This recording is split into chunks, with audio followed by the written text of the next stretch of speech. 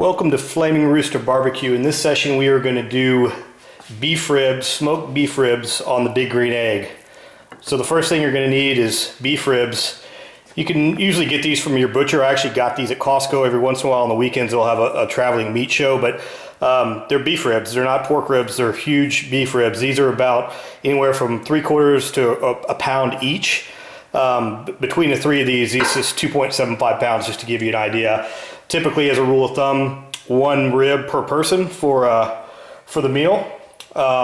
You don't need to rub these beforehand. Some people like to rub them up, put the rub on them overnight. We're going to do a dry rub. I like to get them out, start getting them to room temperature. So the whole process is about an hour and a half. Just took them out of the fridge. We're going to put our rub on it, and then we're going to let them sit while we go get the smoker ready. But there's two thoughts on rubs. One, you can get a little fancy like I did here, and then the other is just plain old salt and pepper, 50% salt, 50% pepper. I prefer this. It's got a little bit more flavor. It's essentially brown sugar, sea salt, chili powder, black pepper, garlic powder, and a little bit of cayenne. Not too much at all, just a little bit of that. You can see the recipe below with the link on the quantity of those. And then you're going to want to use whatever you normally do to do your lather. But essentially what you do is you get all those ingredients, create your rub here, and then we're gonna do this just like we do the brisket. I prefer mustard. You can't taste the mustard at all if you've ever used mustard for a rub, which I'm sure you have. It's just an adhesive.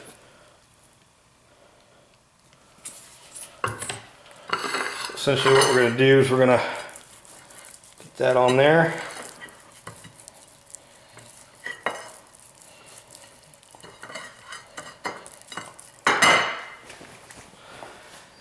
And then we're going to get the rub on there, nice and evenly. Be pretty generous with this stuff because these things are thick and that flavor is going to get down in there as it smokes.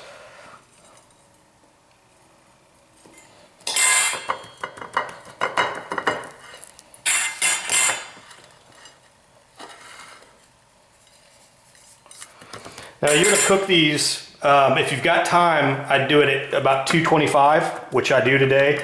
At 225, these things are going to take about 6 hours, give or take, 20% of that. But the rule of thumb is about 6 hours at 225. If you don't have that much time, you can do it what the restaurants do. A lot of the restaurants around here in Austin, like Franklin's and Mueller's, do it at 275 or 285, and those will cook within 4 hours.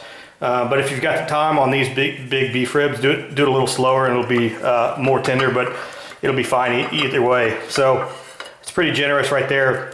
Basically, I'm going to do all three of them like that. And while these are getting to room temperature, I'm going to go get the smoker set up. All right, it's been about an hour, and the ribs are now at room temperature. I've got the smoking configuration in the Big Green Egg, so the place setter is feet up. I'm using oak wood today. You can use oak, mesquite, pecan, any of those will work for this. I prefer oak for both my beef ribs and for my brisket, but essentially that's it. So this thing's at 225 now. And what you're gonna do, you're gonna put these on, and you're gonna put them bone side down with the fattest part at the back. So again, bone side down, fattest part at the back on all three of these guys. I've got my grill temp probe over here already. Measure grill temp. And then I'm going to take my meat probe and I'm going to put it in the thickest one, in the thickest part of that meat. And I'm going to try to get these to 203 is the goal. So I'm literally not going to open up that lid again until it's 203 degrees. That's when those beef ribs are going to be ready. So normal calculation, that's going to take about 6 hours. It's a little windy today and it's a little colder, so the temp might fluctuate more and more, but we'll see how it goes. But we're going to look at 6 hours and we'll come back and see how they're doing. All right, so it's been about 5 hours and 45 minutes, so not quite 6 hours, and I am right at 203 degrees. So let's open that lid up, and it's now here dark. But those look fantastic. So I'm going to take those off the grill, get them inside, and let's go see what they look like. Alright, so after you take those beef ribs off, you're going to want to let them rest for 15 minutes, which I've done here. and I cut into one so you could see, and that is just perfect. So we've got the bark, and we've got that, the fat has rendered into the meat, and that's one of the reasons we take it up to 203. If you take it off at 185, that's not necessarily going to happen, but that's just cooked perfect. Good bark and good rendering. Enjoy.